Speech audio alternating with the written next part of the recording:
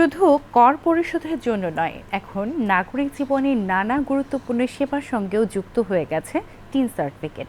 চাকরি, ব্যবসা, ব্যাংক ঋণ, জমি নিবন্ধন থেকে শুরু করে নির্বাচনী অংশগ্রহণের ক্ষেত্রেও বাড়ছে এর প্রয়োজনীয়তা। জাতীয় রাজস্ব বোর্ড বলছে, এতে করদাতার তথ্য ব্যবস্থাপনা সহজ হচ্ছে। আর্থিক কার্যক্রমের স্বচ্ছতা নিশ্চিত ও করের আওতা বাড়াতে টিন গুরুত্বপূর্ণ ভূমিকা রাখছে বলছেন বিশেষজ্ঞরা। কুমার বিশ্বজিৎ রায়ের প্রতিবেদন। শুধু আয়কর দেওয়ার জন্য নয়, এখন নানা গুরুত্বপূর্ণ কাজেও কর শনাক্তকরণ নম্বর বা টিন অপরিহার্য। সরকারি চাকুরি, ব্যবসা, জমি, ফ্ল্যাট নিবন্ধন, ব্যাংক ঋণ এবং নির্বাচনে প্রার্থী হতে টিন সার্টিফিকেটের প্রয়োজনীয়তা বাড়ছে। জাতীয় রাজস্ব বোর্ড বলছে, দেশের টিনধারীর সংখ্যা 1,20,00,000-এর বেশি। তবে গত অর্থ বছরে রিটার্ন জমা দিয়েছেন প্রায় 42,50,000 ব্যক্তি। আমরা 43টা সেবায় রিটার্ন সাবমিশনের বাধ্যতামূলক করেছি। আগে কি হতো, রিটার্ন সাবমিট করতো, অ্যাসেসমেন্ট হতো, সার্টিফিকেটের জন্য যাওয়া লাগতো। এখন তো আপনি এই জিনিসগুলো সব অটোমেটিক্যালি ডেলিভারি পেয়ে যাচ্ছেন ইনস্ট্যান্টলি।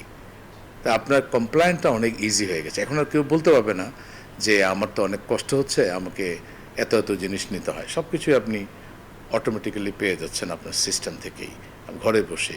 ব্যবসা পরিচালনা, ট্রেড লাইসেন্স গ্রহণ বা নবায়ন, মোবাইল ব্যাংকিং এজেন্সি, পরিবেশক ও বিভিন্ন সেবাভিত্তিক ব্যবসায় টিন বাধ্যতামূলক। এছাড়া জমি, ফ্ল্যাট ও গাড়ি নিবন্ধন, 5 লাখ টাকার বেশি ঋণ ও ক্রেডিট কার্ড গ্রহণ, আমদানি রপ্তানি কার্যক্রম এবং সরকারি দরপত্রে অংশ নিতে টিন প্রয়োজন।